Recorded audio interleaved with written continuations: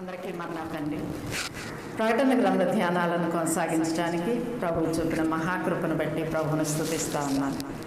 గత వారం ఎఫెసీ సంఘాన్ని గురించిన సందేశాన్ని ధ్యానించుకున్నాము.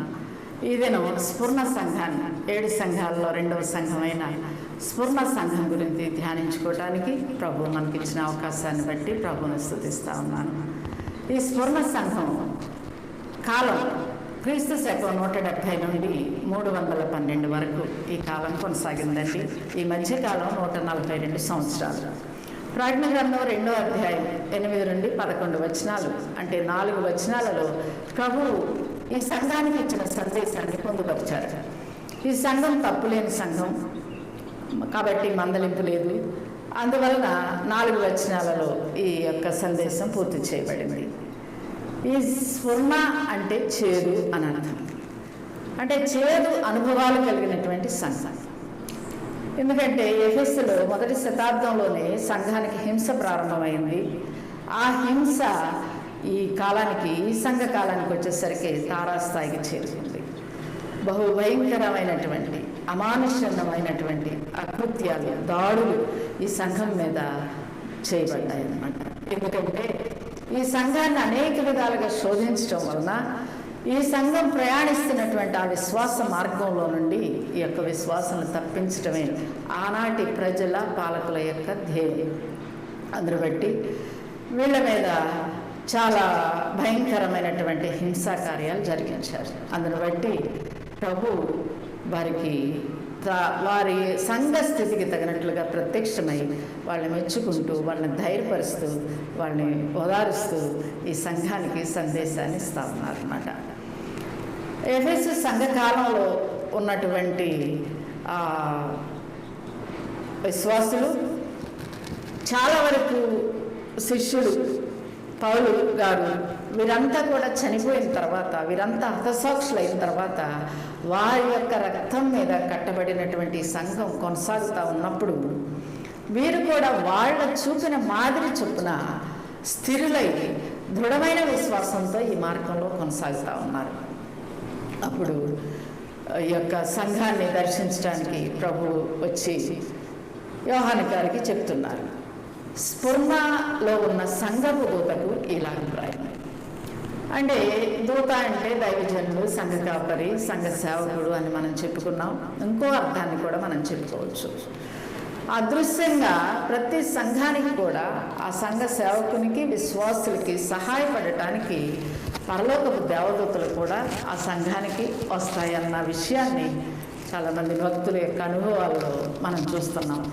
అది నమ్మటానికి కూడా మనకి వాక్య ఆధారాలు ఉన్నాయి. 34వ కీర్తన 7వ వచనంలో ప్రభు చెప్తూ, ఆయన యందు భయభక్తులు గల వారి చుట్టూ ఆయన దూత కావలి ఉండి రక్షించు. ఎందుకంటే ఆయన పిల్లలు ఎక్కడ ఉంటారో శత్రువు అక్కడ ఉంటుంది. శత్రువు ఆ యొక్క దేవుని ప్రజలను కానీ విశ్వాసులనే పడే వారిని ఏ విధమైన గానైనా వారిని నాశనం చేయాలని, వారిని పాడు చేయాలనే దృక్పథంతో లోకం జోలికి వెళ్ళదు కానీ దేవుని ప్రజలను వెంటాడుతూ ఉంటుంది. అందుకని దేవుడు అనేక మంది దూతలను ఈ లోకంలో తన యొక్క బిడ్డల భద్రత కొరకు పంపించారు. అలాగే 91వ కీర్తన 11వ వచనంలో చూస్తే, నీ మార్గం అంతటిలో నిన్ను కాపాడుటకు ఆయన నిన్ను గూర్చి తన దూతలకు ఆజ్ఞాపించు. అంటే వాళ్ళు ఈ దేవుని ఆజ్ఞ ప్రకారం ఆయన బిడ్డలను ఆ మార్గంలో, అంటే మనం సహజంగా అనుకుంటాం మన ప్రయాణం అయి వెళ్ళే మార్గంలో అనుకుంటాం. అంత మాత్రమే కాదు, మనం పరలోక యాత్ర చేసేటువంటి యాత్రా మార్గంలో మన ప్రతి విధమైన కష్టంలో, శోధనలో, ప్రతి విధమైన ఇబ్బందులు ఆ యొక్క దేవదూతలు మనకి సహకారులుగా, సహాయకులు ఉండి పనిచేస్తూ ఉంటారు. అలాగే హెబ్రీయులకు రాసిన పత్రిక 1వ అధ్యాయం చివరి వచనంలో చూస్తే, వీరందరూ కూడా రక్షణ అనే స్వాస్థ్యము పొందబో వారికి పరిచారము చేయుటకు పంపబడిన సేవకులైన ఆత్మలు కారా అని ఉంటుంది అక్కడ. అంటే ఈ రక్షణ అనే స్వాస్థ్యం పొందబోయేవారు ఆ స్వాస్థ్యాన్ని స్వతంత్రించుకునే వరకు కూడా ఈ లోకంలో ఉంటారు. కాబట్టి వాళ్ళకి పరిచారం చేయటానికి ఆ దూతలు అనేవారు పంపబడ్డారు సేవకులుగా అని చెప్పి ప్రభు అక్కడ రాయించారు. ఈ వాక్యాల ఆధారంగా చూస్తే మనం ప్రతి సంఘానికి, ఆ యొక్క మందిరానికి, ఆ యొక్క సంఘ కాపరికి అక్కడ జరిగే కార్యక్రమాలు జయకరంగా జరిగించడానికి, శత్రువు యొక్క పన్నాగాల నుండి, వాటి కుయుక్తుల నుండి తప్పించడానికి పరలోకం నుండి అదృశ్యమైన దూతలు కూడా ఆ యొక్క సంఘాల యొద్ద ఉంటారనేది మనం గ్రహించుకోవాలి. అందుకని సంఘ కాపరికి, సంఘం యొక్క దూతకి కూడా, ఎందుకంటే ఈ యొక్క సంఘంలోకి పంపబడిన ఆ దూత, ఆ సంఘం యొక్క పర్యవేక్షణ బాధ్యత ఆ దూతకు అప్పగింపబడింది కాబట్టి సంఘంలో జరిగే విషయాలన్నీ కూడా రికార్డ్ చేసేటువంటి పని కూడా దూతకు ఉంటుంది అన్నమాట. గ్రంథస్థం చేస్తుంది. అందుకని చివరిలో గ్రంథాలు రూపబడినాయి అని మనం చూస్తాం. అంటే ఏ వాక్యాలు, ఏ విధమైన బోధలు సంఘాల్లో బోధింపబడ్డాయి, ఎవరు ఎంతవరకు ఫలిస్తున్నారు అనేటువంటిది, ఫలించలేని వాళ్ళకి సహాయం చేయటానికి, ఫలించే వాళ్ళని ఇంకా ప్రోత్సహించడానికి అదృశ్యంగా ఈ దూతలు పనిచేస్తారని, అందువలన సంఘ కాపరితో పాటు ఆ సంఘానికి పంపబడిన దూతకు కూడా ప్రభు ఈ సందేశాన్ని ఇస్తున్నారని మనం అర్థం చేసుకోవాలి. ఆ స్ఫురణలో ఉన్న సంఘం దూతకు ఇలా రాయను. ఏమని రాయమంటున్నారు? దేవుని ప్రత్యక్షత ముందు చెప్తున్నారు. మొదటివాడును కడపటివాడును మృతుడై మరలా బ్రతికినవాడు. మొదటివాడు కడపటివాడు అంటే అసలు దేవుడు అంటే ఆయన కాలంతో ప్రమేయం లేదు, కాలాతీతుడు. ఆయన అనాది పురుషుడు, అనంత పురుషుడు, ఆద్యంత రహితుడు. కానీ ఇక్కడ మొదటివాడు కడపటివాడు అని చెప్పబడు. అంటే సృష్టింపబడిన సృష్టికి మొదటివాడు.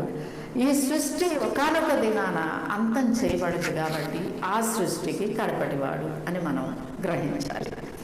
అంటే సమస్తమును ఆయన మూలముగా కలిగెను. యోహాను సువార్త 1వ అధ్యాయంలో 2వ వచనంలో చెప్తున్నారు, సమస్తమును ఆయన మూలముగా కలిగెను, కలిగి ఉన్నదేది ఆయన లేకుండా కలుగలేదు. కాబట్టి ఈయన ప్రభు సంఘానికి ఏం చెప్తున్నారంటే, నేను మొదటివాడిను కడపటివాడిను. అంటే సృష్టి ఆరంభం నుండి సృష్టి అంతం వరకు నేనున్నాను. నీకేం సంభవిస్తున్నాయో అవన్నీ నాలోనే సంభవిస్తున్నాయి. నీకు ఎవరు ఏం చేస్తున్నారో వారు నాలోనే ఉన్నారు, నీవు నాలోనే ఉన్నావు. సమస్తం నాలోనే ఉంది కాబట్టి నీవు భయపడవు. ఎందుకంటే నిన్ను హింసించే వారు కూడా నా అధీనంలోనే ఉన్నారు, నా వశంలోనే ఉన్నారు. నా సెలవుకు మించి వారేమి చేయరు అన్నట్లుగా మొదటివాడును కడపటివాడును. మూడవదిగా మృతుడై మరలా బ్రతికినవాడు. యేసు ప్రభు దేవుడు, దేవుని కుమారుడు. అయితే మానవుల యొక్క పాప ఫలితమైనటువంటి మరణాన్ని ఆయన అనుభవించి, ఆయన రుచి చూసి మానవులకు లేకుండా చేయటానికి ఆయన శరీరధారిగా ఈ లోకానికి వచ్చి మరణించారు. ఆయన మనుష్య కుమారుడిగా మరణించాడు, దేవుడి కుమారుడిగా తిరిగి లేచాడు. అందుకే పేతురు గారు తన ప్రసంగంలో అపోస్తల కార్యంలో 2వ అధ్యాయం 24వ వచనంలో, మరణము ఆయనను బంధించి ఉండుట అసాధ్యం. మరణానికి ఆయన బంధించడం అసాధ్యం. అందుకే ఆయనే మరణంలోకి వెళ్ళి ఆ మరణాన్ని ఆయనే బంధించి, ఆ మరణం యొక్క తాళపు చెవులు ఆయనే తీసుకొని ఆయన పునరుద్ధారణే బయటకు వచ్చాడు అనమాట. అందుకని నీకు మరణం సంభవించినా నువ్వేం భయపడగలరా, అన్నట్లుగా ఆ సంఘానికి ఉన్నటువంటి భయంకరమైన హింస పరిస్థితుల్లో ధైర్యపరుస్తూ తన ప్రత్యక్షతను ప్రభు వారికి ఇస్తా ఉన్నారు. మొదటివాడును కడపటివాడును అంటే సమస్తం నాలోనే ఉన్నాయి. హింసించేవారు, హింసింపబడేవారు, మృతుడై మరలా బ్రతికినవాడు. మనిషి భయపడేది మరణానికి. ఆ మరణాన్ని గురించిన భయం అక్కర్లేదు. ఆ తాళపు చెవులు నా దగ్గర ఉన్నాయి, నేను మృతి చెంది నేను బ్రతికిన వాడిని అని చెప్పి తన ప్రత్యక్షతను ఆ యొక్క సంఘానికి ఇస్తా ఉన్నారు. ఆ తర్వాత నీ శ్రమను, నీ దరిద్రతను నేను ఎరుగుదు. ఇక్కడ చూస్తే సంఘానికి ఇంకా మొట్టమొదటిగా ఆయన చెప్తుంది శ్రమ. బహు భయంకరమైన శ్రమలో ఉన్నటువంటి సంఘాన్ని యొక్క శ్రమను నేను ఎరిగాను అంటున్నాడు ఆయన. నీ దరిద్రతను నేను ఎరిగాను అంటున్నాడు. అంటే ఎంత భయంకరమైన శ్రమలో ఆ సంఘం ఉందంటే, మనుషులు వినటానికి అసహించుకునేటువంటి, సహించలేనటువంటి భయంకరమైన అకృత్యాలు ఆ సంఘం మీద దాడి చేయబడ్డాయి అన్నమాట. ఆ శ్రమంతటిని నేను ఎరుగుదును. ఆ తర్వాత నీ దారిద్ర్యాన్ని నేను ఎరుగుదును. ఈ దారిద్ర్యం వాళ్ళకి ఎందుకు వచ్చిందంటే వాళ్ళు అసలు మొదట ధనికులే. అయితే ఈ యొక్క విశ్వాస మార్గంలో నుండి వారిని తప్పించటానికి ఈ యొక్క హింసతో పాటు శ్రమతో పాటు ఆనాటి సమాజం, ఆనాటి పాలకులు, ఆనాటి ప్రజలతో ప్రేరేపింపబడిన పాలకులు సహితం వాళ్ళకి భద్రత లేకుండా వాళ్ళ చిరాస్తులు కూడా దోచుకునేలాగా వాళ్ళు సహకరించారు. అందువల్ల వాళ్ళ ఉద్దేశం ఏంటంటే హింస పెడితే వీళ్ళ మార్గాన్ని విడిచిపెట్టట్లా, వీళ్ళని దోచుకొని దరిద్రులుగా చేస్తే ఆకలి దప్పులతోనైనా వీరు ఆ యొక్క మార్గాన్ని విడిచిపెడతారు అన్న దృష్టితో వాళ్ళు ఆ విధంగా వారి సమస్తాన్ని దోచుకున్నారు. అందువల్ల వాళ్ళు దరిద్రులయ్యారు. ప్రభు మెచ్చుకుంటున్నారు వాళ్ళని. నీ శ్రమను, నీ దరిద్రతను నేను ఎరుగుతాను. తర్వాత చెప్తున్నాడు, యూదులు కాకయే తాము యూదులమని చెప్పుకొను సాతాను సమాజపు వారి వలన నీకు కలుగు దూషణ. యూదులు వాళ్ళు యూదులే, అబ్రహాం సంతానమే, కానీ వాళ్ళు బాహ్యమునకే యూదులు. రోమిలికి రాసిన పత్రిక 2వ అధ్యాయం 28వ వచనంలో పౌలు రాస్తారు, బాహ్యమునకు యూదుడైన వాడు యూదుడు కాదు, అంతరంగమందు యూదుడైన వాడే యూదుడు. అలాగే బాహ్యమందు, శరీరమందు చేతులతో చేయబడిన సున్నతి కానే కాదు, హృదయమందు చేయబడిన సున్నతి. అబ్రహాము పిల్లలైనంత మాత్రాన అందరూ పిల్లలు కారు అన్నట్లుగా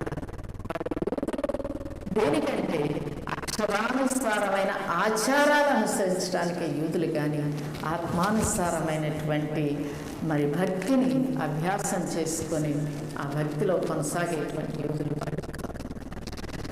అది శరీర సంబంధమైనటువంటి యూదా మతం, అది ఆత్మ సంబంధమైన యూదా మతం కాదు. కాబట్టి వాళ్ళు యూదులు అని చెప్పుకుంటారు కానీ వాళ్ళు యూదులు కాదు. మరలా వాళ్ళకి ఇంకో పేరు పెట్టారు, సాతాను సమాజము అన్నారు.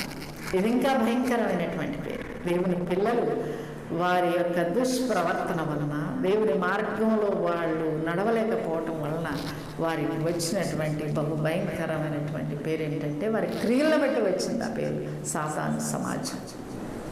లూకాసు వార్త 3వ అధ్యాయం 7వ వచనంలో బాప్తిస్మిచ్చి యోహాను యోర్దాను నదిలో బాప్తిస్మిస్తూ ఉంటాడు. అక్కడికి పరిసయ్యులు అనే వాళ్ళు వస్తారు, బాప్తిస్మం తీసుకోవడానికి వస్తారు యోహాను దగ్గరికి. అప్పుడు వారిని చూసి ఆయన అంటాడు, సర్ప సంతానమా, రావో ఉగ్రతను తప్పించుకుంటానికి నీకు బుద్ధి చెప్పిన వాడెవడు. వాళ్ళు పరిసయ్యులు అంటే ఎవరు? మోషే పీఠ మందు కూర్చుండేవాళ్ళు, ధర్మశాస్త్రాన్ని బోధించేవాళ్ళు, ధర్మశాస్త్రం ఉన్న కట్టడలను, విధులను, పారంపర్యాచారాలు, ఇంకా పితృల యొక్క అధికమైనటువంటి ఆచారాలు కూడా ఆ యొక్క సమాజంలో కలిపి వాటన్నిటినీ కూడా పకడ్బందీగా అమలు జరిపేటువంటి పరిస్థితులు, శాస్త్రులు. అలాంటి వాళ్ళని పట్టుకొని యోహాను గారు సర్ప సంతానం. అదే యేసు ప్రభు కూడా ఆ పరిస్థితులని, ఆ శాస్త్రులని కూడా వారు చేసే పనులను చూసి ప్రవక్తల యొక్క సమాధులను కడతా ఉంటారు, నీతిమంతుల సమాధుల్ని అలంకరిస్తూ ఉంటారు. అది చూసి మండిపోయినటువంటి యేసు ప్రభు మత్తయి సువార్త 23వ అధ్యాయం 33వ వచనంలో అంటారు, సర్పములారా, సర్ప సంతానమా. బహు భయంకరమైనటువంటి సంబోధన.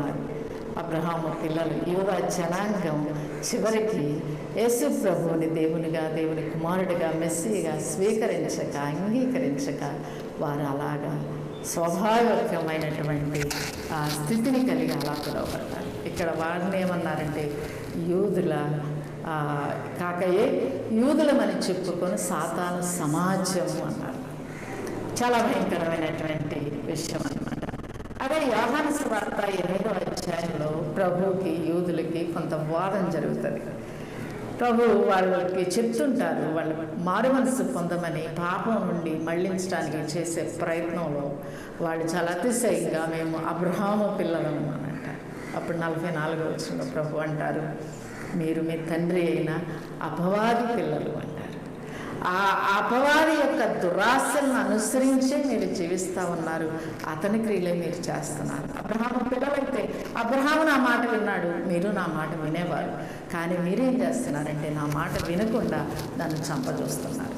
కాబట్టి ఆమె తండ్రి అయిన అపవాది ఆది నుండి వాడు నరహంతకుడై ఉండి సత్యమందు నిలిచిన వాడు కాదు, వాడి యందు సత్యమే లేదు. అలాగే మీలో కూడా సత్యాన్ని గ్రహించే మనసు లేదు, సత్యాన్ని ఒప్పుకునేటువంటి స్థితి లేదు, సత్యంలో నిలబడేటువంటి స్థితి లేదు. కాబట్టి మీరు స్వతంత్రులు కాలేదు, పాపమనే బంధకాల్లోనే మీరు ఉంటారని చెప్పి ప్రభువు అక్కడ వాళ్ళని హెచ్చరించారు.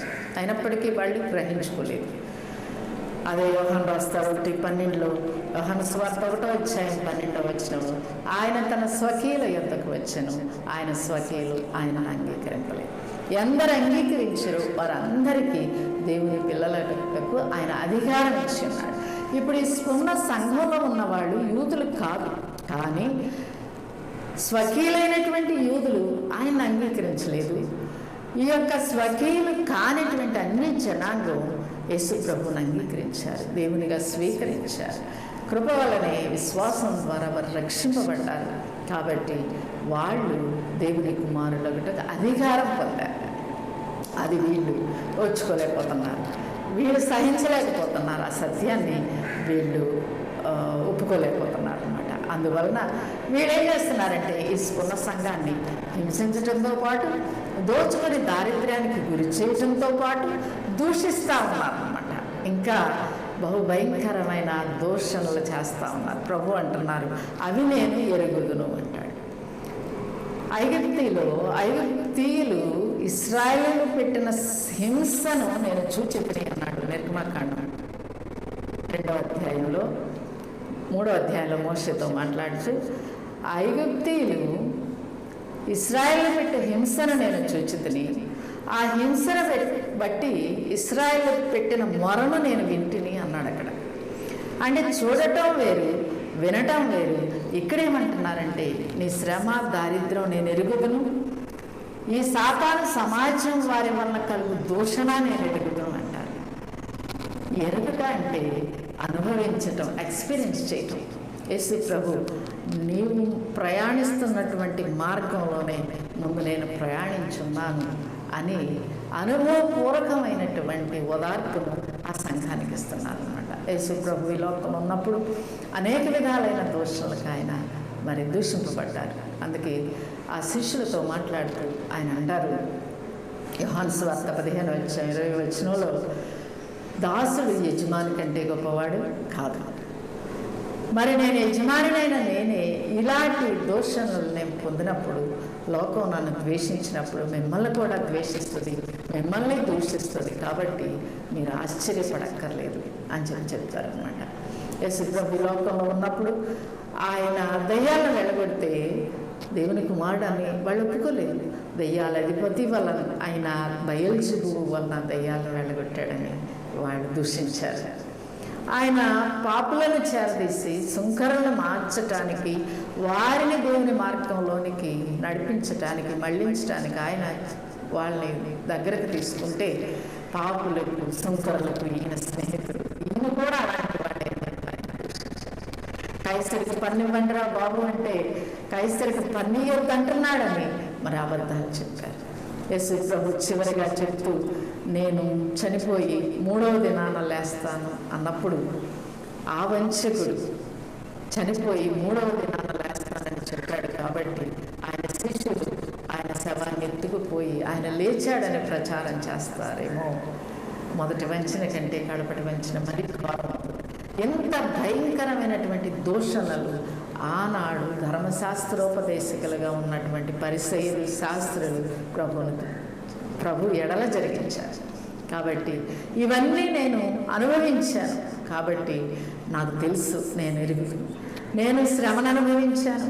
యేసు ప్రభు లోకంలో పుట్టినది మొదలు కఠినమైనటువంటి ప్రతికూలమైనటువంటి సమాజంలో ఆయన తన మనుగడ సాగించారు. అందుకే యెషయా 53వ అధ్యాయం 1వ వచనంలో రాస్తాడు, లేత మొక్క వలెను, ఎండిన భూమిలో మొలిచిన మొక్క వలెను అతడు ఆయన ఎదుట పెరిగాడు. అతడు అంటే యేసు ప్రభు, ఆయన అంటే తండ్రి. ఆ తండ్రి ఎదుట ఎలా పెరిగాడు అంటే ఎండిన భూమిలో మొలిచిన లేత మొక్క. అంటే నిర్జీవమైనటువంటి సమాజంలో ఒకే ఒక్క జీవము గల చిగురుగా ఆయన మొలిచాడు, ఎదిగాడు, బ్రతికాడు, తన కార్యాన్ని సంపూర్ణంగా నెరవేర్చాడు అని చెప్పి యెషయా మరి 53వ అధ్యాయంలో మనకి సెలవిస్తున్నారన్నమాట. కాబట్టి ఆ సంఘానికి చెప్తున్నాడు, వీటిని బట్టి నువ్వేం భయపడకు, వీటన్నిటిని కూడా నేను ఎరిగాను. చూడటం కాదు, వినటం కాదు, నాకు ఇవన్నీ అనుభవమే. కాబట్టి వీటన్నిటిలో నీకు సహాయం చేయడానికి నేను ఎక్కడున్నానంటే నీ దగ్గర ఉన్నాను అన్నట్టుగా ఆ సంఘానికి ఆయన ఓదారిస్తూ ఆ మాటలు చెప్తున్నారు. ఇంకా చెప్తున్నారు, ఇదిగో నువ్వు శోధింపబడినట్లు సాతాను మీలో కొందరిని చెరలో వేయబోచున్నాడు. అంటే ఇంకా శ్రమ కొనసాగుతుంది అని చెప్తున్నారు. మీ శోధన ఇంకా కొనసాగుతుంది. ఈ శోధనలో భాగంగా సాతాను ఈసారి మనుష్యులు కాకుండా సాతానే రంగంలో దిగిందనమాట. ఇంకా అది ఎంత క్రూరంగా ఉంటుందో మనం ఆలోచించుకోవచ్చు. సాతాను మీలో కొందరిని చెరలో వేయబోతున్నాడు. కాబట్టి చెర అంటే ఏంటో మొదటి శతాబ్దంలోనే వాళ్ళు చూశారు. పేతురుని చెరలో వేశారు. 12వ అధ్యాయం అపోస్తలుల కార్యాలు, సంఘం అత్యాశక్తితో ప్రార్థించింది. ఫలితంగా దేవదూతను పంపి దేవుడు విడిపించి సంఘం దగ్గరికి పేతురుని నడిపించాడు. అదే చెర, అదే మిమ్మల్ని ఏం చేసి. అలాగే పౌలు శీలను చెరలో వేశారు. వారి స్థుతులతో, ప్రార్థనలతో, కీర్తనలతో ఖైదీలందరినీ కూడా ఉజ్జీవపరిచారు. అక్కడ సంభవించింది ఏంటో మీకు తెలుసు. చెరసాల పునాదులు కదిలి అంత భూకంపం అక్కడ జరిగింది. కాబట్టి చెర మిమ్మల్ని ఏం చేయి. సాతాను వేసిన అది ఎవరి వలన అది జరిగినా కూడా చెర వలన మీకేమి హాని జరగదు, మీకు నాశనం కలుగుదు. అయితే ఆ చెరలో వేయింపబోవటం వలన మీ శోధన ఎక్కువ చేయటానికి, మీ విశ్వాసాన్ని కదిలించటానికి వాడు వెన్నుకున్నటువంటి మరొక మార్గము అని విషదంగా ప్రభు ఆ సంఘానికి ధైర్యపరుస్తూ చెప్తున్నాడు అన్నమాట. మీలో కొందరిని చెరలో వేయింపబోచున్నాడు. నీవు పొందబో శ్రమలకు భయపడకు. ఎందుకంటే చెరలు ఇలాగే ఉంటాయి. వాటి వలన హాని జరగదు. మీకు హాని జరిగిన, మరణం సంభవించిన మీకు మీలో నేనున్నాను, మీతో నేనున్నాను. అది మిమ్మల్ని ధైర్యపరుస్తుంది, మిమ్మల్ని ఇంకా ప్రోత్సాహపరుస్తుంది. అలాంటి ఆత్మ మీలో నేను ఉంచానని ప్రభు వారిని ధైర్యపరుస్తున్నారు. పేతురు మరి సంఘానికి రాస్తూ ఒక మాట రాస్తారు, ప్రియులారా, మీకు కలుగుచున్న, మిమ్మల్ని శోధించుటకు మీకు కలుగుచున్న అగ్ని వంటి మహాశ్రమను గురించి మీకేదో వింత సంభవించినట్లు మీరు ఆశ్చర్యపడకండి. ఆ సంఘానికి రాస్తూ ఆయన అంటాడు, మీకు అగ్ని వంటి మహాశ్రమ వస్తుంది, అది మిమ్మల్ని శోధించటానికి వస్తుంది. ఆ శోధించటానికి వచ్చే శ్రమను చూసి ఇదేదో వింత జరుగుతుంది అని మీరు ఆశ్చర్యపడద్దు. ఎందుకంటే క్రీస్తు మహిమ బయలుపరచబడినప్పుడు మహానందంతో మీరు సంతోషించే నిమిత్తము క్రీస్తు శ్రమలలో పాలివారైనంతగా మీరు సంతోషించండి అంటాడు. అంటే క్రీస్తు శ్రమలలో పాలివారం అవటం అంటే క్రీస్తు శ్రమపడటానికి దేవుని ఆత్మ ఆ ప్రభువులో ఎంత బలంగా పనిచేస్తుందో అంతే బలమైన ఆత్మ మీలో పనిచేస్తుంది. కాబట్టి మీరేమీ భయపడక్కర్లేదు, మీరు సంతోషించేటువంటి ఆత్మ మీకు దేవుడిస్తాడని పేతురు గారు సంఘానికి రాస్తూ ఉన్నారు. కాబట్టి ఎవరైనా క్రీస్తు నిమిత్తం నింద పాలైన ఎడల మహిమా స్వరూపి ఆత్మ మీ మీద నిలుచున్నాడు గనక మీరు ధన్యులు అంటాడు. మీరు సామాన్యమైన వాళ్ళు కాదు, స్వయంగా మహిమా స్వరూపైన ఆత్మే మీ మీదకి వచ్చి నిలబడుతుంది. కాబట్టి మీ ఏ శ్రమ అయినా మిమ్మల్ని ఏమీ చేయలేదు అని పేతురు గారు సంఘాన్ని బలపరుస్తారు. అలాంటి దృఢ విశ్వాసంలో ఈ సంఘాలు ఉన్నాయి. కాబట్టి ఈ సంఘం ప్రభు చెప్పినట్లు వాళ్ళు వేయబడిన పునాదుల మీద కట్టబడుతున్నట్లు దృఢంగా ఉన్నారు. కాబట్టి ఈ సంఘం వెనక్కి తిరగలేదు, విశ్వాసాన్ని ఏమాత్రం బలహీనపరచుకోలే. అందువల్ల ఈ సంఘంలో తప్పు లేదన్నమాట. ఇంకా ప్రభు చెప్తున్నారు, 10 దినములు శ్రమ కలదు. 10 దినములు అంటే పరిమితమైనటువంటి కాలం. నీ కాలం వరకే, ఈ 170 నుండి 312 ఈ మధ్యకాలం, ఈ 142 సంవత్సరాలు మాత్రమే ఈ శ్రమ ఉంటుంది. శ్రమకు పరిమితం అనేది చెప్తున్నాడు. 10 దినములు కలదు. 10 దినములు మరొక అర్థం ఏంటంటే ఈ 142 సంవత్సరాల కాలంలో 10 మంది రాజులు వారిని పరిపాలించారు. 10 మంది చక్రవర్తులు. వారు నిరంకుశమైనటువంటి పాలన చేశారు. ముఖ్యంగా ఈ యొక్క క్రైస్తవ సమాజాన్ని, ఈ యొక్క విశ్వాసుల్ని దేవుని చేత ప్రతిష్ఠింపబడి లోకం నుండి ప్రత్యేకపరచబడినటువంటి ఈ యొక్క సంఘం మీదనే వారి యొక్క నిరంకుశ పాలన చూపించారు. వారి యొక్క కఠినమైనటువంటి దృష్టిని వీరి మీద నిలిపారు అన్నమాట. కాబట్టి ఈ 10 మంది రాజుల కాలంలో ఈ శ్రమ జరుగుతుంది. 10 దినములు శ్రమ కలుగు. ఆయనను మరణము వరకు నీవు నమ్మకముగా ఉండు. నీకు మరణం సంభవించినా కూడా నీవు నమ్మకముగా ఉండు, నీకు నేను జీవ కిరీటం ఇచ్చేదనమాట. అంటే మరణం అనేది క్రైస్తవుడికి చాలా సులువైనటువంటి స్థితిలో దేవుడు చేశాడు అన్నమాట. ఎందుకంటే పౌలు గారు రాస్తాడు, కొలస్సీలకు రాసిన పత్రిక 12వ వచనంలో, 1వ అధ్యాయం 12వ వచనంలో 9 నుండి 12 వచనాలు మనం చూస్తే దానిలో ఒక లక్షణం ఉంటుంది. మీరు ఆనందముతో కూడిన ఓర్పును దీర్ఘశాంతమును కనపరచినట్లు ఆయన మహిమ శక్తి వలన బలపరచబడవలెనని అంటాడు. అంటే ఎవరైనా ఓర్చుకుంటారు, అది సహజం. దీర్ఘశాంతాన్ని చూపిస్తారు, అది కూడా భక్తులకి సహజం. అది ఆనందముతో కూడి చూపించటం అంట. అంటే ఆ ఓర్పుని, ఆ దీర్ఘశాంతాన్ని సంతోషించు చూపించటం.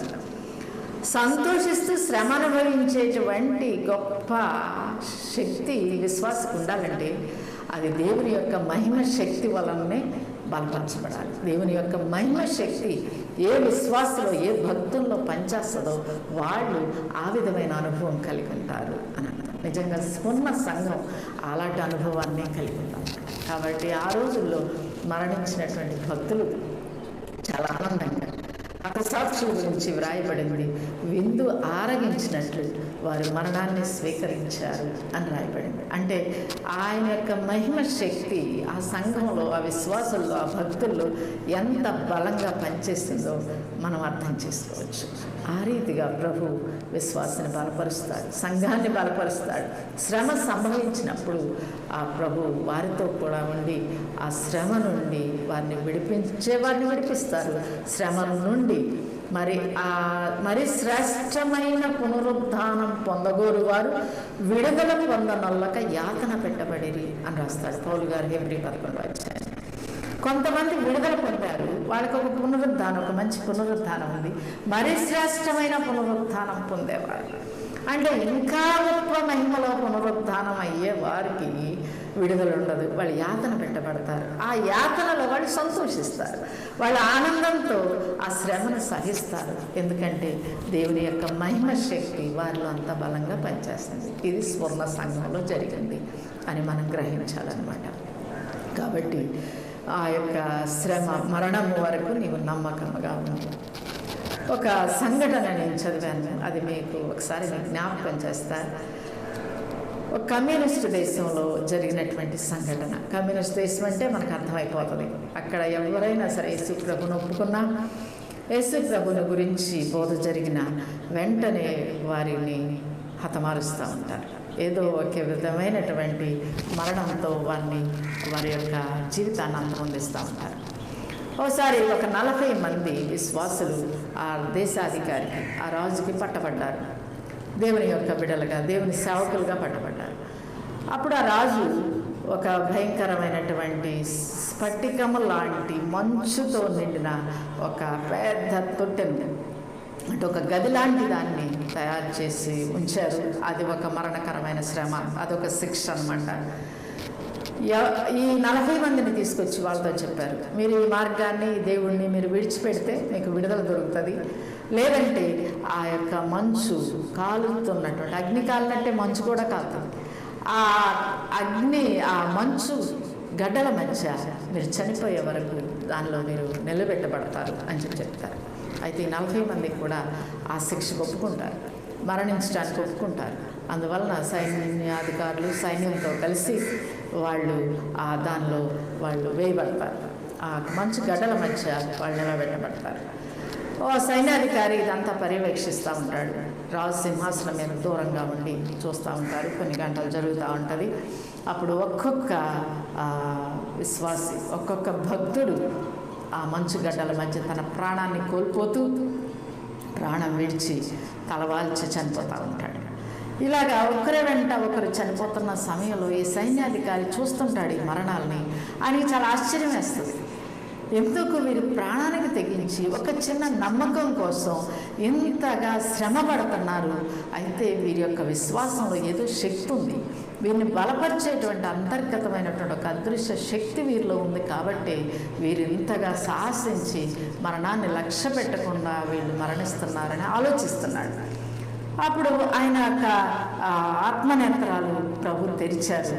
అప్పుడు ఆయనకు దర్శనం కలిగింది. ఆ దర్శనంలో ఆయన ఏం చూశాడంటే, ఎవరైతే మరణిస్తున్నారో ఆ మరణిస్తున్నటువంటి వ్యక్తి మరణించగానే దూతల పైన వస్తూ ఉన్నారు. వీరు 40 మంది దూతలు ఒకరి వెంట ఒకరు వస్తూ వారి చేతుల్లో ఉన్నటువంటి ఒక కిరీటం, ఎవరైతే మరణించారో వాళ్ళు మరణించగానే ఒక మెరుపు లాంటి శరీరం వారిలో నుండి బయటికి రావటం, వెలుగుగా వారు బయటికి సంతోషంగా బయటికి రావటం, ఆనందిస్తున్నటువంటి వారి తలల మీద ఆ దేవదూత కిరీటం పెట్టి వారిని పైకి కొనిపోవటం ఇతను చూస్తూ ఉంటాడు. ఒకరు వెంబడి ఒకరు అలా వెళ్ళిపోతూ ఉంటారు. ఇలా చూస్తూ ఉన్న సమయంలో 40వ దేవదూత వచ్చేసరికి ఆ దేవదూత ఆ కిరీటాన్ని తీసుకొని కిందకి వస్తూ ఉంటుంది, మళ్ళీ పైకి వెళ్తూ ఉంటుంది, కిందకి వస్తూ ఉంటుంది, పైకి వెళ్తూ ఉంటుంది. 39 మంది వెళ్ళిపోయారు. ఈయనకి అర్థం కాదు, ఎందుకు ఈ దేవదూత ఇలాగా అనుమానపడుతుంది, సందేహపడుతుందని చెప్పి అనుకుంటున్నాడు. వెంటనే ఆయనకి ఈ లోకంలోకి వస్తాడు. వచ్చేసరికి ఏం చూస్తాడంటే, ఆ 40వ వ్యక్తి, ఆ విశ్వాసి ఆ శ్రమను సహించలేక మరణిస్తున్న వారి యొక్క మరణం యొక్క స్థితి చూసి భయపడిపోయి ఆ మూల నుండి ఒక రాజు చెప్తాడనమాట, ఎవరైతే దీన్ని యొక్క శ్రమ పడేటప్పుడు మీరు శ్రమ వద్దు అనుకున్న వాళ్ళు ఈ మూలను ఒక మెట్టు ఉంది, ఆ మెట్టు మీద నుండి ఎక్కి పైకి రావచ్చు అని చెప్తాడు. ఈ 40వ వ్యక్తి నెమ్మదిగా మెట్టు మీద నుండి ఎక్కటం ఈ యొక్క సైన్యాధికారి చూస్తాడు. అప్పుడు వెంటనే పిచ్చివాడిలా గట్టిగా కేక వేస్తాడనమాట, ఓరి దౌర్భాగ్యుడా, ఎంత పని చేసావు అని చెప్పి అరుస్తాడు. అరవగానే ఆ చుట్టూ ఉన్న సైనికులకి అందరికీ ఏం అర్థం కాదు, ఎందుకు అలా అరుస్తున్నాడు, ఇంతమంది మరణాలు చూసేసరికి ఇంటికి మతి భ్రమించిందేమో, పిచ్చివాడు అయ్యాడేమో, అందుకే అరుస్తున్నాడేమో అని చెప్పేసి వెంటనే రాజుగారి దగ్గర తీసుకెళ్తారు. అప్పుడు రాజుగారి దగ్గర గట్టిగా ఆయన కేకలేస్తాడనమాట, రాజా వెంటనే నేను ఆ మంచు గడ్డల్లోనికి పంపించేయండి, ఎందుకంటే నేను వారి విశ్వాసాన్ని అనుసరిస్తున్నా, ఆ యేసు ప్రభువు నా దేవుడిగా నేను స్వీకరిస్తున్నా, నాకు ఈ జీవితం వద్దు, ఎందుకంటే యథార్థంగా జరుగుతున్న సంఘటన ఇది అని చెప్పేసి రాజుకు వివరిస్తాను. అయితే రాజు కానీ సైనికులు కానీ ఒప్పుకోరు, నమ్మొచ్చు కానీ నమ్మినా కూడా అది వాళ్ళకి వ్యతిరేకమైన సిద్ధాంతం కాబట్టి వాళ్ళంతా సాతానుకు సంబంధించినటువంటి ఆ సాతాను వశంలో ఉన్నవాళ్ళు కాబట్టి వాళ్ళు ఒప్పుకోరు. మరొకసారి ఆలోచించుకో అంటాడు, ఎందుకంటే చాలా కాలంగా రాజు దగ్గర సైన్యాధికారి నమ్మకంగా పనిచేస్తున్నాడు కాబట్టి. అయితే ఆ సైన్యం ఇంకా లేదు, నా యొక్క ఆలోచనకి నా నిర్ణయానికి తిరగలేదు, మీరు నన్ను పంపించకపోతే నేనే పరిగెత్తుకుంటూ వెళ్ళి దానిలో పడిపోతానని వేగంగా వెళ్ళిపోయి ఎక్కడ ఆ దేవదూత వెళ్ళిపోతుందో వెనక్కన్న ఉద్దేశంతో ఆ మంచు గడ్డల్లోనికి దూకేసి పడిపోయి ఎంతో సంతోషంగా తాను మరణిస్తాడు. అప్పుడు ఆ 40వ దూత వచ్చి అతని శిరస్సు మీద ఆ కిరీటాన్ని పెట్టి అతన్ని ఆ మహిమ శరీరంతో ఆ లోకానికి తీసుకెళ్ళిపోతుంది, నిత్య జీవానికి తీసుకెళ్తుంది అనమాట. దొంగ ఎలాగైతే కుడివైపు ఉన్న దొంగ సిలువలో చివరి సమయంలో రక్షింపబడి పరదేశికి వెళ్ళాడు, ఈ సైన్యాధికారి అలాంటి కృప పొంది ఆ విధంగా వెళ్ళాడు అన్నమాట. అంటే మరణం యొక్క యథార్థమైన స్థితి అది అని మనం గ్రహించాలి. ఇది నిజంగా జరిగిన సంఘటన కాబట్టి మరి మనకి అర్థం చేసుకోవటానికి, గ్రహించడానికి, నమ్మకపోవటానికి ఇదంతా సత్యమైనది, దీనిలో అనుమానమేమీ లేదు. అందును బట్టి ఆ యొక్క భక్తులు అలాగ మరణాన్ని విందుగా భావించి ఆ కాలంలో హతసాక్షులు అయ్యేవారు అనమాట. ఆ మార్గం కోసం వాళ్ళు అన్నిటినీ కూడా త్యజించేసేవాళ్ళు. ఒక ఉరి తీస్తున్నటువంటి ఒక భక్తుని యొక్క అనుభవాన్ని నేను చదివాను. ఉరి యొక్క తాడు దగ్గరికి వెళ్ళి ఆ తాడుని ముద్దు పెట్టుకున్నాడంట అతను. ఎందుకంటే నా ప్రభువు కొరకు నా ప్రాణం పెట్టడానికి నీవు నాకు సహాయపడుతున్నావు అన్నటువంటి సంతోషంతో ఆయన ఆ ఊరిని స్వీకరించాడని ఆ భక్తుని గురించి వ్రాయబడింది. ఇంకొక భక్తుడైతే శిరచ్ఛేదన చేయడానికి తీసుకొని రాబడ్డాడంట. ఆ శిరచ్ఛేదన చేసే ముందు ఆ భక్తుడు గట్టిగా ప్రలాపించాడంట, ఏడ్చాడంట. ఎందుకు ఏడుస్తున్నావు అని అడిగాడంట. అడిగారు దగ్గర ఉన్నవాళ్ళు, ఛేదించేవాళ్ళు. అప్పుడు ఆ భక్తుడు అన్నాడంట, ఒక్క తల మాత్రమే నా ప్రాణప్రియుడైన ప్రభు కోసం ఇస్తున్నానే, నాకు 2 తలలుంటే ఎంత బాగుండు అని చెప్పేసి నాకు బాధ కలిగి నేను ఏడుస్తున్నాను అన్నాడంట. అంటే వాళ్ళ ప్రభు ఎడల వాళ్ళకున్న కృతజ్ఞత, వాళ్ళ సిలువలో ప్రభు చూపిన ప్రేమను వాళ్ళు అనుభవించిన విధానం, అంతేకాకుండా వాళ్ళను బలపరిచినటువంటి మహిమ శక్తి వారిని ఆ విధమైనటువంటి ఆనందంతో విందులాగా ఆ మరణాన్ని ఆరగించడానికి వారికి సహాయపడింది. వారు అలాగా ప్రభు మహిమలోకి చేరుకున్నారనమాట. అందుకే శిష్యులు కానీ పౌలు గారు కానీ వీరందరూ కూడా మరి ఆ విధంగా శ్రమలో ఉన్న వారిని అత్యధికమైనటువంటి శక్తి కొరకు మీరు ప్రయత్నం అంటే ప్రభువుని అడగండి, ఆ శక్తిని పొందండి, ఆ విధమైనటువంటి మహిమను సంపాదించుకోండి ఆ దినాల్లో రాసిన పత్రికలన్నింటిలో కూడా సంఘాలని బలపరిచారు. ఇక్కడ మనకేం అర్థమవుతుందంటే దృశ్యములు అనిత్యములు, అదృశ్యములు నిత్యములు. ఏదైతే కనబడుతున్న సౌఖ్యం, కనబడుతున్నటువంటి ఇదంతా కూడా నిత్యం ఉండేది కాదు. అందుకే మోషే గారు అల్పకాల పాప భోగము అన్నారు. అదృశ్యమైనది నిత్యం కాబట్టి ఆయన అదృశ్యుడైన వారిని చూచుచున్నట్టు స్థిరబుద్ధి కలవాడై రాజాగ్రహమునకు భయపడక ఐగుప్తు విడిచిపెట్టాడు. ఆయన ఫరో కుమార్తె యొక్క కుమారుని అనిపించుకోవటానికి మోషే ఇష్టపడలేదు, ఒప్పుకోలేదు. ఎందుకంటే అక్కడ ఒక వాక్యం రాయబడింది, ఎలయనగా ఆయన ప్రతిఫలముగా కలుగబో బహుమానమందు దృష్టి ఉంచెను అంటాడు. పౌలు గారు హెబ్రీయులకు రాసిన 11వ అధ్యాయం రాసి చూస్తే ఒక్కొక్క భక్తుల గురించి చాలా విశేషమైనటువంటి అద్భుతమైన సాక్ష్యాలు అక్కడ మనకు కనబడతా ఉంటాయి. విశ్వాస శూరుల అధ్యాయం అని ఆ అధ్యాయానికి భక్తులు పేరు పెట్టారు. అయితే దానిలో మోషే గారి విషయానికి వస్తే అల్పకాల పాపం, ఇది అనిత్యమైనది, ఇది నిత్యం కాదు. ఏవైతే అదృశ్యంతో తాను యోచించుకున్నాడు, ప్రతిఫలంగా పొందబో బహుమానం దృష్టించాడు. కాబట్టి ఆయన సింహాసనాన్ని విడిచిపెట్టి గొర్రెల కాపరగా వెళ్ళిపోయాడు. తర్వాత ఆయనే మరి ఇశ్రాయేల్ విమోచకుడిగా నాయకుడై తర్వాత ఆయన జీవితం ఎంత బాగా ప్రభు స్నేహితుడిగా, ప్రభుని ముఖాముఖిగా చూసిన వాడిగా, ధర్మశాస్త్రాన్ని అందుకున్నవాడిగా, ఇశ్రాయేల్ యొక్క మరి వారిని మందవల్లి నడిపించిన వాడిగా, ఇవన్నీ కూడా మనం నిర్గమకాండంలో కాండాలన్నింటిలో చూస్తాం అన్నమాట. కాబట్టి ఈ యొక్క శ్రమ అనగానే నేటి కాలంలో ఉన్న విశ్వాసులకి చాలా ఆందోళన ఉంటుంది, చాలా భయంగా ఉంటుంది. ఎందుకంటే ఆ శ్రమ అనగానే బాహ్య పరిస్థితినే అర్థం చేసుకుంటారు, కనబడేదాన్ని చూసుకుంటారు. రెండవది దేవుని యొక్క ఆత్మ యొక్క శక్తిని మనం అంతగా అనుభవించలేకపోవటం వలన ఇవి మనకు వినటానికి ఇబ్బందిగా ఉంటుంది, అనుభవించడానికి అసలే మనసు ఒప్పుకోదు. కానీ ఆ దినంలో ఆ కాలంలో ఆ 142 సంవత్సరాల్లో బహు భయంకరంగా ఈ యొక్క స్ఫుర్ణ సంఘం చేదైన అనుభవాలతోటి బహు మరి క్రూరంగా హింసింపబడింది, పీడింపబడింది, శోధింపబడింది. అయితే ప్రభు అంటున్నారు, ఇవన్నీ కూడా నేను ఎరిగి ఉన్నాను, నీతో పాటు కూడా నేను వీటిని అనుభవిస్తున్నానని కూడా చెప్తున్నారు. అందుకని పౌలు గారు ఒక మాట చెప్తారు, క్షణకాలం ముందు చులకని శ్రమ. ఈ విషయంలో కూడా మనం చాలా సందేశాన్ని, మనం చాలా ఆత్మ అందించేటువంటి విషయాన్ని మనం గ్రహించవచ్చు. క్షణకాలం అంటాడు ఆయన అసలు హతసాక్షులు ఈ 2 రకాలని చెప్పారు దైవజనులు. ఒకటేమో అప్పుడే చంపబడేటువంటి వాళ్ళని హతసాక్షులు అంటారు. జీవితకాలం అంతా కూడా శ్రమపడి హింసింపబడి చివరికి హతసాక్షులు అవుతారు. వీరిని దీర్ఘకాల హతసాక్షులు అంటారు. ఇది పౌలు గారికి సంబంధించింది అనమాట. ఆయన అంటారు, మేము దినదినము వధింపబడుచున్నాము, వాళ్ళకు సిద్ధమైన గొర్రెలమని ఎంచబడుచున్నాము. ఆయన జీవితకాలం చంపబడ్డాడు కాబట్టి ఆయన దీర్ఘకాల హతసాక్షి. ఆయన అంటాడు అసలు ఈ శ్రమ క్షణకాలం అంటాడు. అది చాలా మనకి వినటానికి మనం ఏదో వింటాం, కానీ దాన్ని బాగా ఆలోచిస్తే పౌలు గారి యొక్క ఉద్దేశం ఏంటంటే నిత్యత్వంతో మన జీవితాన్ని పోల్చుకుంటే యుగ యుగాలు ఉండేటువంటి ఆ అదృశ్యమైన మహిమ లోకంతో ఈ లోకంలో మనం ఉన్న జీవితాన్ని పోల్చుకుంటే అది క్షణకాలం.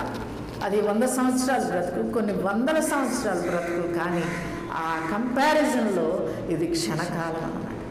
రెండవది చులకని శ్రమ అంటారు. చులకని శ్రమ అంటే ఎంత భయంకరంగా చంపబడుతున్న వాళ్ళు, హింసింపబడుతున్న వాళ్ళు, బ్రతుకాలం అంతా కూడా శోధింపబడుతున్న వాళ్ళు చులకని శ్రమ ఎలా అవుతుంది అంటే అది పౌలు గారికే బాగా అనుభవం ఉంది. ఎందుకంటే ఆయన ప్రారంభంలో సంఘాన్ని హింసించారు బాగా. ఆ దమస్కు మార్గంలో, దమస్కు పట్టణంలో ఉన్న సంఘాన్ని హింసించడానికి కూడా బయలుదేరి వెళ్ళేటప్పుడు ఆ మార్గ మధ్యంలో యేసు ప్రభు ఆయన దర్శిస్తాడు. గొప్ప వెలుగులు ఆ గుర్రం మీద నుండి ఆయన కింద పడిపోతారు. అప్పుడు ప్రభు అంటున్నమాట, సౌలా సౌలా నీవేళ నన్ను హింసించుచున్నావు, పౌలుగా మారక క్రితం. అప్పుడు ప్రభువా ఎవడు నీవు అని అంటే, నేను నీవు హింసించుచున్న యేసును అంటాడు. అంటే పౌలు హింసిస్తుంది ఎవరిని? సంఘాన్ని. కానీ యేసు ప్రభు ఏం మాట్లాడుతున్నారు? నీవు నన్ను హింసిస్తున్నావంట. ఇక్కడ మనం బాగా లోతుగా అర్థం చేసుకుంటే సంఘం హింసింపబడుతుంది, కానీ పైకి కనబడేది సంఘం, లోపల హింస, బాధ అదంతా కూడా దేవుని ఆత్మ అనుభవిస్తుంది అనేది మనకు అర్థమవుతుంది. దేవుడు చెప్పిన ఏ మాట కూడా అదేదో మాట వరుసగా చెప్పినటువంటి మాటలు కావు. అవన్నీ కూడా అక్షర సత్యాలు, అనుభవ సత్యాలు అన్నమాట. కాబట్టి నీవు సంఘాన్ని హింసిస్తున్నట్లు నీవు అనుకుంటున్నావు, కానీ నీవు హింసిస్తుంది నజరేయుడైన యేసు. నన్ను హింసిస్తున్నావు అంటే ఇక్కడ మనం అర్థం చేసుకోవాల్సింది ఏంటంటే, ఒక కాడి మోసేటప్పుడు ఇద్దరు కావాలి. రెండు ఆవులన్నా కావాలి, ఇద్దరు మనుషులన్నా కావాలి. ఈ జీవితం అనే కాడి మనం మోసేటప్పుడు మనం ఒకవైపు ఉంటాం, యేసు ప్రభు ఇంకోవైపు ఉంటారు. ఇది మనకి అర్థం కాదు, అనుభవించిన వాళ్ళకి అర్థమవుతుంది. ఈ కాడి మోసేటప్పుడు మనం మోయ సఖ్యం కానీ మోయలేని బరువంతా ప్రభు మోస్తారు. మనం మోయగలిగినంత మాత్రమే మన మీద మోస్తారు. ఇది కూడా మనకి అవసరం. కాబట్టి ఈ యొక్క శ్రమ మన ఆత్మకి ప్రక్షాళన చేయటానికి, మన ఆత్మని మహిమలోనికి, అధిక మహిమలోనికి నడిపించడానికి అవసరమైనటువంటి శ్రమ కాబట్టి, అవసరమైన అనుభవం కాబట్టి ఇది మాత్రం మనకు అనుగ్రహించబడతా ఉంటుంది. అందుకే ప్రభు అంటారు, నా కాడి సులువు, నా భారం తేలిక. ఎందుకు తేలికైందంటే ఆయన మోస్తున్నారు మన కాడి, ఆయన స్వభావాన్ని మనకి ఇచ్చారు కాబట్టి ఈ కాడి ఎంత మాత్రం కూడా మనకి భారం అనిపించదు. ఆయన ఆజ్ఞలన్నీ కాడి మరి అనుసరించడానికి, లోబడటానికి, మనం వాటిని జరిగించడానికి చాలా సులువైనటువంటి ఆజ్ఞలు. దేవుని స్వభావం మనకి ఇవ్వబడింది కాబట్టి. అదే పాపభారం అయితేనో అది పాతాళానికి అణగదొక్కేటువంటిది, అక్కడి నుండి నరకానికి తీసుకెళ్ళేటువంటి అంత భయంకరమైన భారం అది. కాబట్టి మనం ఆ భారం క్రింద నుండి తప్పించబడ్డాం. ఆ కాడి విడిచివేయబడింది మన మీద నుండి. ఇప్పుడు ప్రభు యొక్క ఆజ్ఞలనే కాడి మన మీద తేలికైన కాడి, భారం లేనటువంటి కాడి. ఆ భారం తేలిక, ఆ కాడి సులువు అని ప్రభు చెప్తా ఉన్నారు. కాబట్టి ఆ పౌలు గారు అనుభవంతో చెప్తున్నారు, క్షణకాలం నుండి చులకని శ్రమ. అది ఎంత శ్రమైనా కావచ్చు, లోకానికి ఎంత భయంకరంగా కనిపించవచ్చు, కానీ అనుభవించే వానిలో ఉన్నటువంటి ఆత్మకు తెలుసు అది చాలా సులువని. కాబట్టి పౌలు గారు దినదినం వధింపబడటానికి చాలాసార్లు ఎంత శ్రమలో ఉన్నా కూడా ఆయన ఫిలిప్పీలకు రాస్తున్నాడు, ఆనందించండి, మరలా చెప్తున్నాను ఆనందించండి. సంఖ్యలు వేయబడినటువంటి చేతులతో ఆయన ఉత్తరాలు రాశారు. ఆ సంఘాలను బలపరుస్తూ, వాళ్ళని ఆనందపరుస్తూ, వాళ్ళు సంతోషింపజేస్తూ, తన కొరకున్న నీతి కిరీటాన్ని చూస్తూ ఆయన పరుగును కడమట్టించాడు. అలాగే మంచి పోరాటాన్ని ఆయన పోరాడాడు. తన పోరాటాన్ని గురించి సంతృప్తిగా ఆయన సాక్ష్యం ఇచ్చుకున్నారన్నమాట. కాబట్టి సంతుష్టి సహితమైన భక్తి గొప్ప లాభసాధకమై ఉన్నది. కనుక మనం ఈ యొక్క శ్రమలలో, ఈ శోధనలో సంతుష్టిగా దేవుని ఆత్మను మనం అనుభవిస్తే మరి వచ్చినటువంటి శ్రమలు మనకేమి శ్రమని అనిపించమన్నమాట. దరిద్రత అనుభవించినటువంటి లాజరు ఎంతకాలం అనుభవించాడు? క్షణకాలం అనుభవించాడు. తర్వాత ఆ శ్రమ నుండి, ఆ దారిద్ర్యం నుండి విడిపించబడ్డాడు. మహిమైశ్వర్యంలోకి, సౌఖ్యమైనటువంటి పరదైస్లోకి అబ్రహాములో కొనుక్కోబడ్డాడు. అదే ధనవంతుడు క్షణకాలమే ధనాన్ని అనుభవించాడు, ఉదారంగ వస్త్రాలు రోజు ధరించాడు. కానీ అంతంలో అతడు దిగంబరిగా వేదనకరమైన స్థలంలోనికి వెళ్ళిపోయాడు. ఇవన్నీ కూడా మనం అర్థం చేసుకుంటే మరి ఈ శ్రమలు ఏమాత్రం కూడా భక్తునికి శ్రమ అనిపించదు, కానీ భక్తునికి శ్రమలు ఒక ఆశ్రమముగా ఉంటాయి, సేవవించుకునేవిగా ఉంటాయి అని దైవజనులు చెప్తున్నారు అన్నమాట. మరి ఇక్కడ ప్రభు ఆ యొక్క సంఘానికి చెప్తూ అంటున్నారు, 10 దినములు శ్రమ కలుగును. ఐగుప్తుల శ్రమ ఎంతకాలం ఉందండి? దేవుడు ముందుగానే చెప్పాడు అబ్రహాంకి 4 తరాల వరకు అక్కడ ఉంటారని. 4వ తరం అయిపోయిన తర్వాత వచ్చేస్తారు కదా. యోబుకి శ్రమ ఎంతకాలం ఉంది? అది కూడా పరిమితమైన కాలం. తర్వాత 2 అంతలుగా యోబు ఆశీర్వదింపబడ్డాడు. ఆ తర్వాత ఎవరి శ్రమ చూసినా మరి ఒక పరిమితమైనటువంటి కాలానికి అది సంబంధించింది కాబట్టి 10 దినములు శ్రమ కలుగును. అయినను నువ్వు భయపడద్దు, మరణము వరకు నమ్మకంగా ఉండు. నీవు మరి నమ్మకత్వాన్ని బట్టి నీకు ఏమి ఇవ్వబడుతుందంటే నీకు జీవ కిరీటం ఇవ్వబడుతుంది. ఒక్క జీవ కిరీటమే కాదు, కానీ హతసాక్షులైన వారికి హతసాక్షుల కిరీటం, అధిక మహిమ సంపాదించడానికి మహిమ కిరీటం, ఆ ప్రభువునందు అతిశయించే వాళ్ళకి అతిశయ కిరీటం, నీతిగా మరి దేవుని వాక్యాన్ని సంపూర్ణంగా నెరవేర్చే వాళ్ళకి నీతిగా. ఈ కిరీటాలన్నీ కూడా అందరూ అన్ని కిరీటాలను సంపాదించవచ్చు ఈ లోకంలో ప్రభు కోసం జీవించిన విధానాన్ని బట్టి, ఈ లోకంలో ప్రభు చెప్పిన మార్గంలో నడిచిన దాన్ని బట్టి, ప్రభు యొక్క మహిమ సారూప్యాన్ని ధరించుకున్న దాన్ని బట్టి. కాబట్టి ఈ విధంగా ప్రభు ఆ యొక్క సంఘాన్ని ప్రోత్సహిస్తూ హెచ్చరిస్తూ ఉన్నారు. మరణం వరకు నమ్మకంగా ఉంటే నీతి కిరీటం ఇవ్వబడుతుందని. మరి అంతము వరకు నమ్మకంగా ఉండమని చెప్తూ ఆయన అంటున్నాడు, ఆత్మ సంఘములతో చెప్పు మాట చెవిగలవాడు విననుగాక. ఇది ప్రతి సంఘంలో కూడా చెప్తున్నాడు. ఒక సంఘం అని లేదు అక్కడ, సంఘములతో చెప్పు మాట అంటే అన్ని సంఘాలలో ఉన్న అందరి విశ్వాసుల యొక్క ఆత్మీయ చెవులు తెరవబడి ప్రభు ఇచ్చినటువంటి సందేశాలు, ఆ హెచ్చరికలు అవన్నీ కూడా మనం మనవిగా తీసుకుంటే, మనం స్వతంత్రించుకుంటే మనం బ్రతుకుతాం. మీరు నా మాట విని ఎడల మీరు బ్రతుకుతారు. ఇక్కడే కాదు, నిత్యం జీవించడానికి ఆ ప్రభు మనతో మాట్లాడుతూ ఉన్నారు. ఇంకా చివరగా చెప్తున్నారు, జయించు వారికి 2వ మరణం వలన ఏ హానియు ఉండదు. ఇక్కడ చూస్తే జయించేవాడు ఈ లోకంలో ఉన్న ప్రతి ప్రతికూలత, దేవుని మార్గానికి అడ్డు వచ్చే, ఆటంకపరిచే, అభ్యంతరపరిచే ప్రతి దానిని కూడా జయించేవాడు. అది లోకం కావచ్చు, సాతాను సమాజం కావచ్చు, అది అధికారం కావచ్చు, అది మన శరీరం కావచ్చు, అది మరి సాతాను కావచ్చు, ఏదైనా సరే ఆ దేవుని మార్గానికి వ్యతిరేకంగా ఉన్న శత్రువుని మనం జయిస్తే. ఎందుకు ఎలా జయించాలి? శత్రు బలమంతటి మీద నేను మీకు అధికారం ఇచ్చాను, ఏది మీకెంత మాత్రం హాని చేయదని ప్రభు మనకు అధికారం ఇచ్చారు. దేవుని పిల్లలు ఎప్పుడో అధికారాన్ని పొందామో అప్పుడే శత్రువు మీద మనకు అధికారం వచ్చింది. కాబట్టి అది ఏం చేసినా, మరణించిన హతసాక్షులమైన మనదే చేయాలి. ఎందుకంటే గొప్ప మహిమలోకి వెళ్ళడానికి అది చేసేటువంటి శోధన మనకి తోడ్పడుతుంది. కాబట్టి అందుకే పేతురు రాసిన మొదటి పత్రిక 1వ అధ్యాయంలో ఆ సంఘాన్ని బలపరుస్తుంటాడు.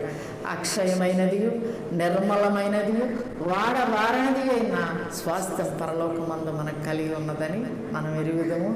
దానిని బట్టి మనం ఆనందిస్తున్నాం. కానీ ప్రస్తుతమున అవసరమును బట్టి కొంచెం కాలం మరి మనకి శ్రమ కలుగుతుంది. కాబట్టి దాని నిమిత్తం ఇప్పుడు మనం దుఃఖపడుతున్నామన్నమాట. అయితే ఈ శ్రమలు మీరు సహించినప్పుడు ఇవన్నీ కూడా దేనికి కారణమవుతాయి అంటే, ప్రభు ప్రత్యక్షమైనప్పుడు మెప్పును, మహిమను, ఆయన ప్రశంసను పొందుటకు ఇవన్నీ కూడా మనకు సహాయం చేస్తాయి, కారణం అవుతాయి. వీటి వలన మనకు వచ్చేటువంటి బహుమానాలు, ప్రతిఫలాలు గొప్పవి కనుక వీటిని బట్టి మరి దుఃఖం కలిగినా సంతోషించండి, సంతోషంతో, దైవాత్మతో, దైవ శక్తితో వీటిని జయించండి అని ప్రభు చెప్తా ఉన్నారు అనమాట. జయించువానికి 2వ మరణం వలన ఏ హాని ఉండదు. 2వ మరణం అంటే అగ్ని గంధకాలతో మండేటువంటి నరకం, నిత్యాగ్ని, నిత్య శిక్ష, దేవుని ఉగ్రత. మరణాలు 2. మొదటి మరణం మామూలుగా అందరికీ సంభవించేది మనకు చూస్తూ ఉంటాం. ఎవరైతే దేవుని మార్గంలో, జీవ మార్గంలో, నీతి మార్గంలో నడుస్తారో వారికి మరణం మహిమ ద్వారమై దేవుని రాజ్యానికి వెళ్ళటానికి మార్గం సరళం చేస్తుంది. ఎవరైతే దేవుణ్ణి అంగీకరించరు, ఆయనకు విరోధంగా, ఆయనకు వ్యతిరేకంగా ప్రవర్తించి మరణ మార్గంలో ప్రయాణం చేస్తారు, వాళ్ళ క్రిందనున్న పాతాళానికి ప్రస్తుతం వెళ్తారు.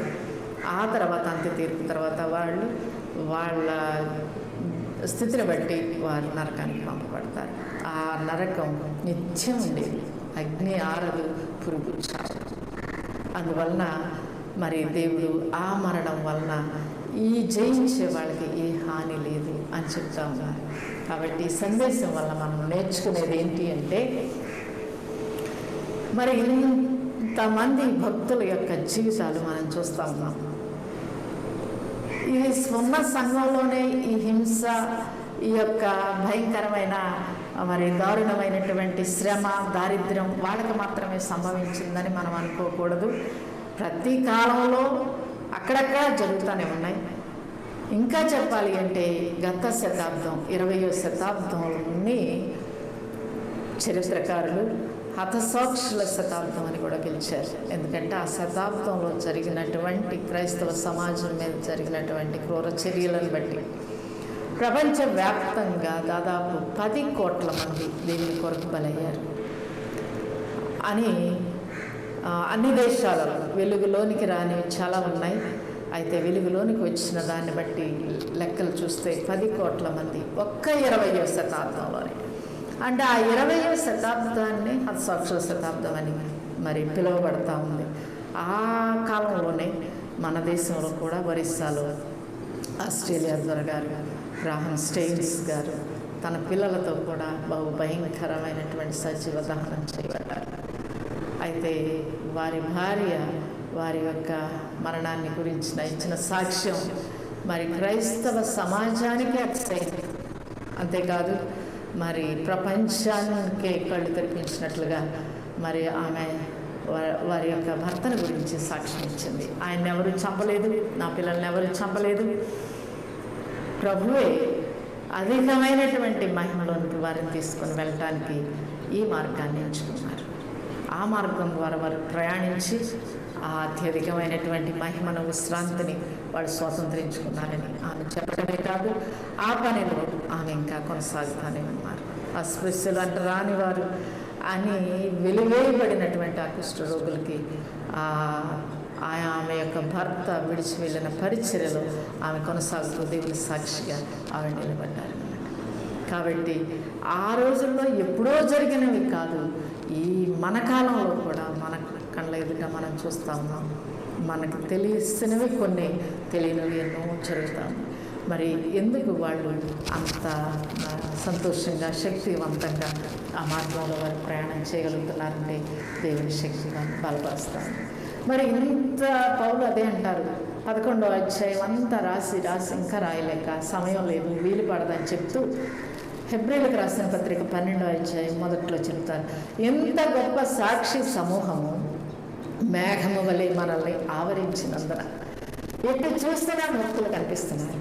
దేవుని కోసం శ్రమపడిన వాళ్ళు, హింసింపబడిన వాళ్ళు, మరణించిన వాళ్ళు, దేవుని మాట విని మహిమ స్థితిలో ప్రత్యక్షమవుతున్నవాళ్ళు, ఎంత గొప్ప సాక్షి సమూహము మేఘము వలె మనల్ని ఆవరించినందున మనం ఏం చేయాలి? ప్రతి భారమును సులువుగా చిక్కులు పెట్టు ప్రతి పాపమును విడిచిపెట్టడం అంటే అది మన దగ్గర ఉందనే కదా అర్థం. ఎంత గొప్ప విశ్వాసమై దేవుని మార్గంలో నడుస్తున్నా మనం ఏదేం పెట్టుకున్నామంటే ఒక భారాన్ని పెట్టుకున్నాం.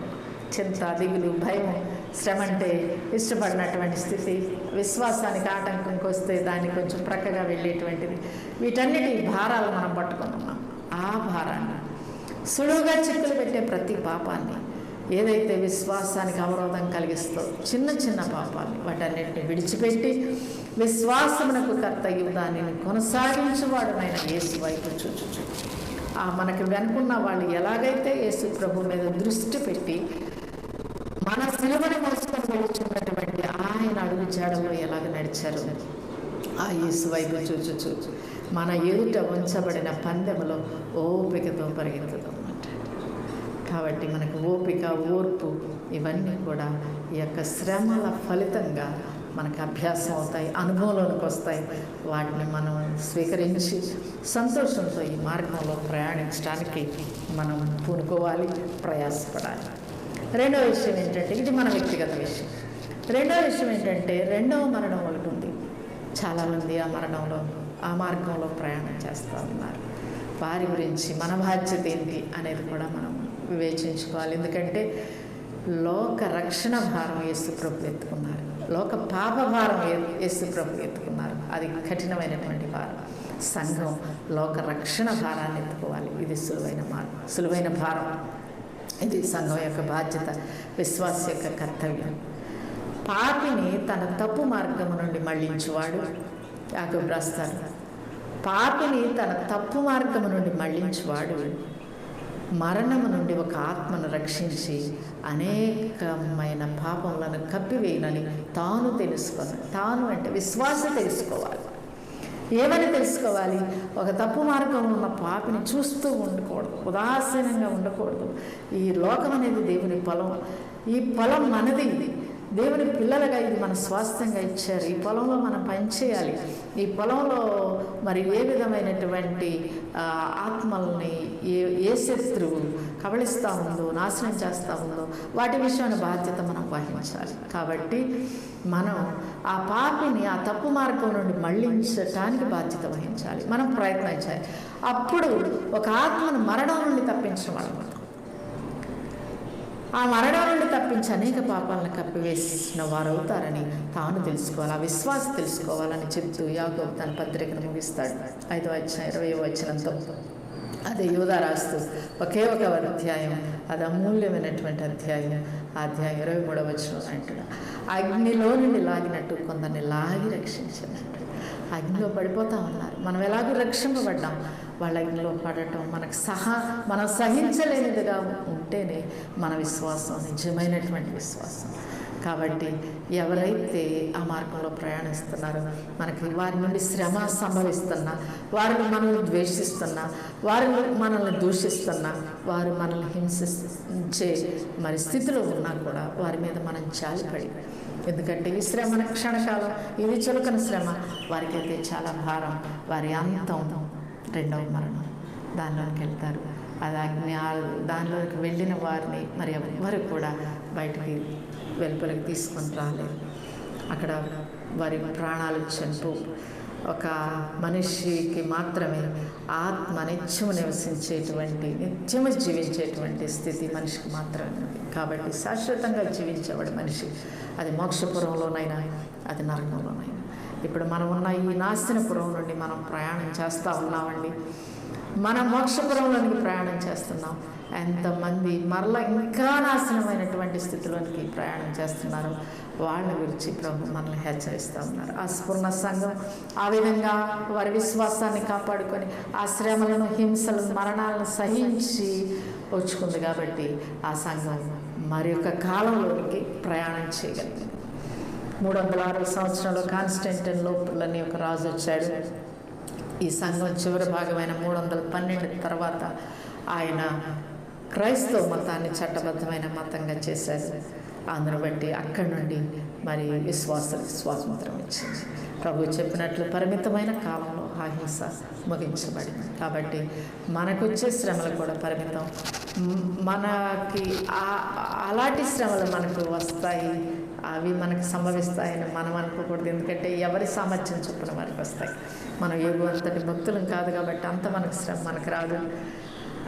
అలాగే హతసాక్షులు అయ్యేటంత మరి నిస్వార్థమైనటువంటి మరి స్థితి, భక్తి జీవనం అంత మన అందరికీ లేకపోవచ్చు. కాబట్టి అంత దానికి ఎవరి సామర్థ్యం చొప్పున వారికి శ్రమ వస్తుంది. కాబట్టి శ్రమ గురించి మనం ఏం భయపడక్కర్లేదు.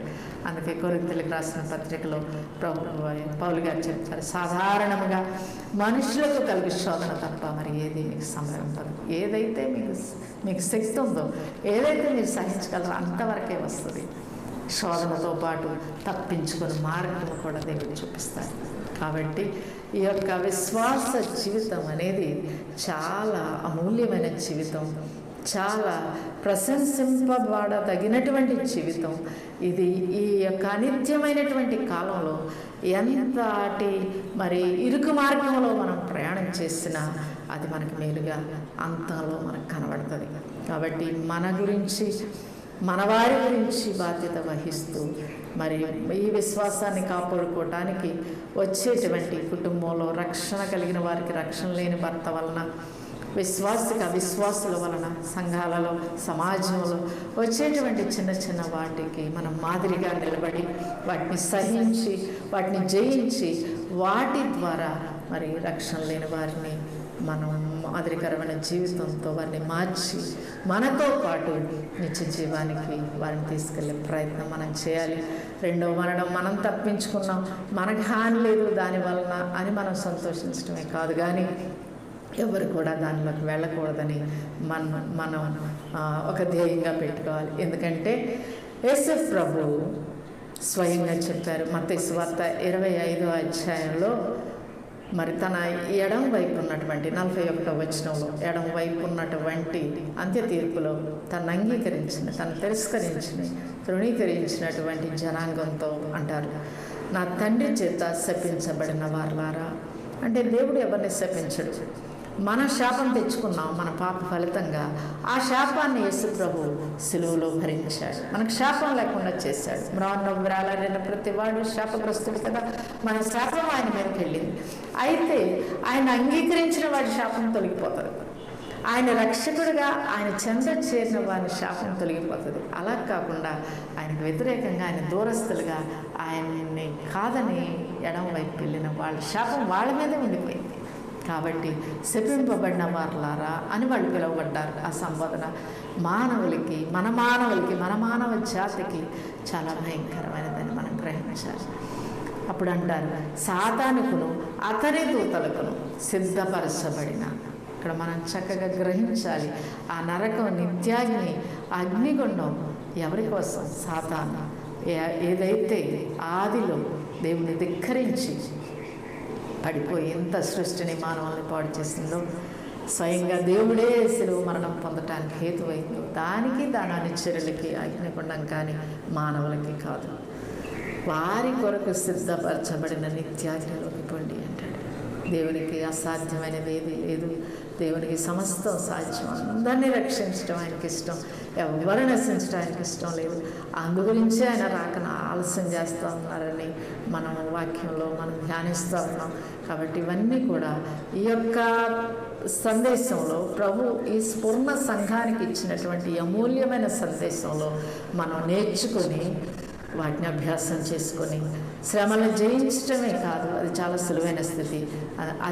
అది ముఖ్యం, అదంతా ప్రాధాన్యమే కాదు, కానీ అగ్నిలో నుండి లాగినట్లు కొందరిని రక్షించేలాగా మనం బాధ్యత వహించాలి.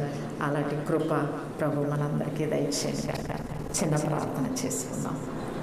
ప్రేమ స్వరూపైన తండ్రి, ఇంతవరకు పూర్ణ సంఘానికి ఇచ్చినటువంటి సందేశం ద్వారా మాతో మాట్లాడిన ప్రభువానికి స్తోత్రం చెల్లిస్తున్నాం. దేవాని మహాకృపను బట్టి మమ్మల్ని రక్షించిన రీతిగా సర్వలోకాన్ని రక్షించగల శక్తిమంతుడు ప్రభువ, ఆ విధమైనటువంటి మా విశ్వాస జీవితంలో ఆ బాధ్యత నిర్వహించడానికి మాకు సహాయం చేయమని, మా యొక్క మహిమ జీవితం కొరకు మాకు సంభవించేటువంటి ప్రతి విధమైన శోధనను, శ్రమను జయించి శక్తిని మేము పొందుకున్నట్లుగా, నీ ఆత్మతో బలపరచబడినట్లుగా మమ్మల్ని దీవించమని, తేజోవాసుల పట్టణంలో పాలివారమగునట్లు మమ్మలను పాత్రులుగా చేసిన యేసు ప్రభు అతి శ్రేష్టమైన నామమున ప్రార్థించుతున్నాము తండ్రి. ఆమేన్.